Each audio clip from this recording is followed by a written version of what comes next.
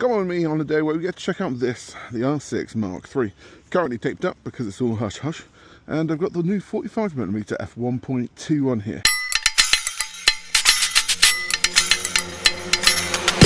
You know I can't help but these, cause they know they can never touch these. You know I can't help but these, cause they know they can never touch these. So baby, let me talk my shit, or I might just go another fit. We back, baby. If you're here, then you're really interested in the new R6 Mark III. This is a camera that, spec for spec, is actually very similar to the Canon C50. However, a few things different, and we're going to be talking about that in the video. Let's go over all the specs, the R6 Mark III, and hopefully it will answer if you want to go for it, or, you know, you want to wait till the next one. Without further ado, let's go out and take some photos. Within the first couple hours of me having the camera, I took it down Cardiff Bay to do some shooting with it. 30 frames per second, you can actually do quite a lot with this. Basically, it gives you real-time video in 25 frames, which is pretty cool. And when it comes to my candid style of doing street photography, I actually found this fantastic. The autofocus pretty much kept in throughout and managed to grab some killer images. The camera just performs really well, and this is something else to say, is the Canon colours, they're just nice. They just feel different to anything I've edited before. We're going to be comparing this to the R6 Mark II and seeing the difference between the two first of all.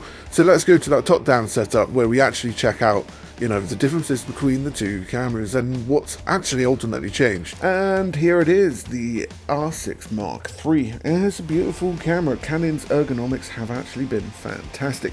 Build quality is equally so, and it just feels right in your hands. Going on to the side now, you do actually have dual card slots. One is the CF Express Type B, and then the other is SD. Looking at the top now, we do have that new hot shoe, which will allow you to put the microphones through the top when they actually come out for the model.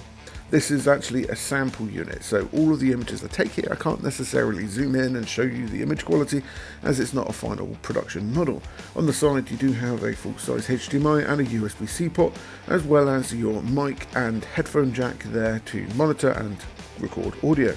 You've also got the place where you put the remote trigger into as well.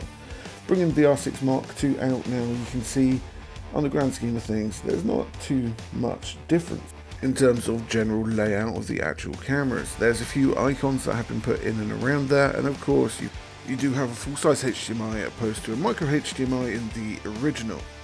On the back of the camera there isn't really much difference here.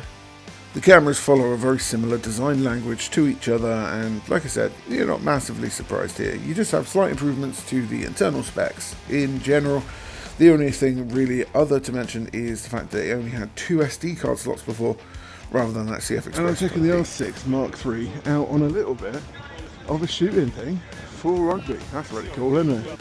We've got some pretty exciting stuff happening at Camera Centre UK. Oh, it's Camera Centre!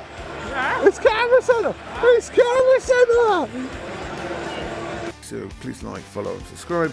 But I thought this would be a really great chance to check out the speed and the capabilities of the camera without necessarily using just a general wide angle. So using the 200 to 800mm. Now I did get sent the other lens as well, but I thought this would be a little bit more suited for this kind of photography. And well, it's the R6 Mark III versus Rugby.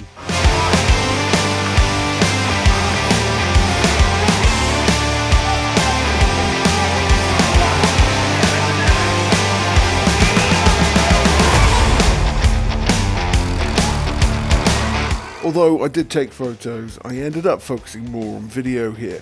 And my god, this camera does kill it. It's not got the same video specs overall in terms of the dual native ISO, but you'd be surprised at what this camera can do. I'm going to get into that in a second. Now we're going to be going into the specifications.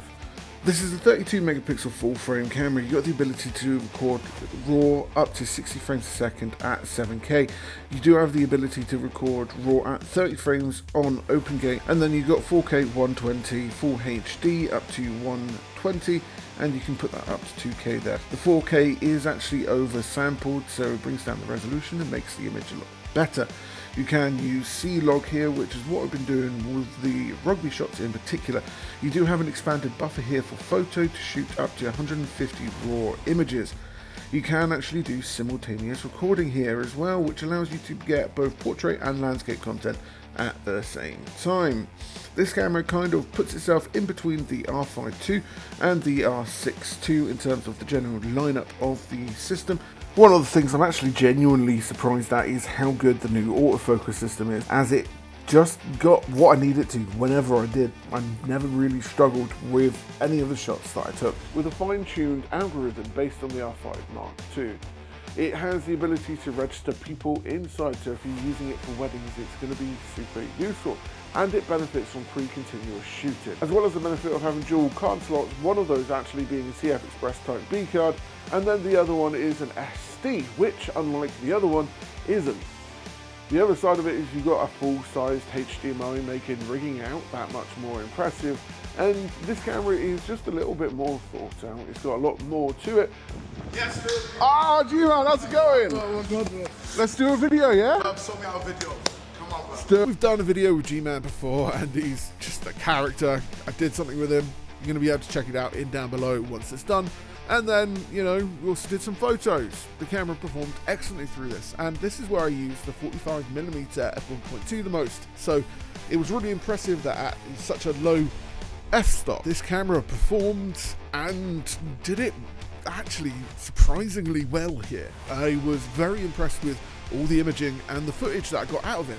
It actually gave me the chance to check out that open gate, as well as shooting completely raw in the camera, which means my NAS probably needs to get upgraded. Overall, the R6 Mark III has also delivered balanced resolution, speed and workflow efficiency. This is a camera really designed for all kind of users, from storytellers, videographers, vloggers and everyone else in between.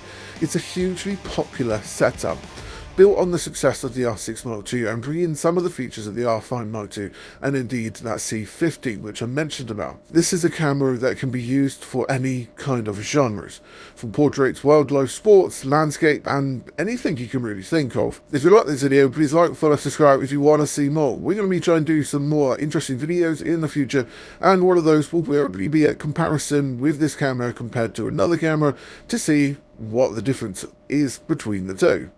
But anyway, make sure you come back to check that out in the future, and well, I hope to see you then. Have a good day.